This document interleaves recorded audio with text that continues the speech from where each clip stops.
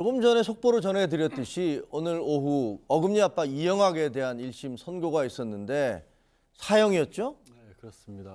검찰이 사형을 구형하는 것까지는 예상을 했었습니다만 실제로 법원이 선고를 할지는 좀 부정적인 반응이 오히려 많았거든요. 아시다시피 이미 우리는 사형 집행을 하지 않은 지 오래됐고 또 그 어떻게 보면은 사형이라고 하는 것이 상징적으로 봤었을 때도 부정적인 면이 더 크다라는 것 때문에 조금 사형까지 안 하고 무기징역 쪽에 무게가 실렸는데 네. 이 법원이 이렇게 본 것 같습니다. 이영학 씨는 아무리 어떻게 보면은 구속해서 수감을 시킨다고 할지라도 달라질 것 같지가 않다라는 거죠. 그러면 영구적으로 격리시킬 수 있는 방법이 현행 제도하에서는 사형밖에 없다는 거죠. 물론 이영학 같은 경우에는 무기징역을 좀 무기징역만은 피해달라.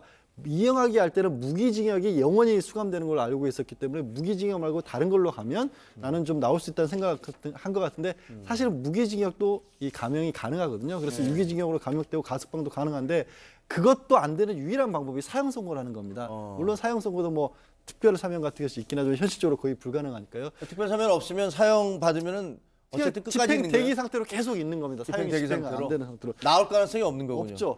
그리고 굉장히 특이한 예로 법원이 반성문을 굉장히 이용하기 많이 썼거든요. 반성문도 쓰고 탄원서도 쓰고 이걸 양형 자료로 나를 좀 불쌍히 여겨달라는 취지로 썼는데 법원에서는 이걸 읽어봤더니 오히려 이 이영학이라는 사람은 이걸 읽어봐도 도저히 풀어줘서는 안 될 사람이라고 거꾸로 판단한 겁니다. 오히려 이런 걸 이용하고 있다. 네, 이 제도를 이용해서 딸도 아직도 이용하고 있고 어떻게든지 빨리 빠져나와서 뭐 법원의 표현 빌자면 행복한 미래를 아직도 꿈꾸고 있더라. 반성하는 모습을 찾아볼 수가 없더라. 그러니까 반성문을 썼는데 역효과를 낸 그런 상황이죠.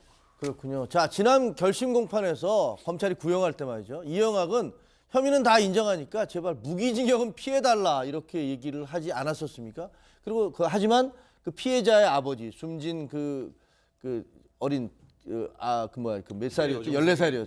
예. 14살 아버지였죠. 그 학생의 아버지는 꼭 처벌을 해달라 이렇게 얘기했고요. 네. 지금까지 보면 이영학이 상당히 전략적으로 이제 대응을 했습니다. 저기 보면 저 의견서가 있고요. 무기징역만은 선고하지 말아달라, 희망을 달라 이런 얘기를 했고요. 지금 나오는 것은 아마 여러분들도 아실 텐데 마지막 결심 공판에 이제 검찰 측의 양형 증인으로 이제 피해 여중생의 아버지가 직접 자청을 해서 왔습니다.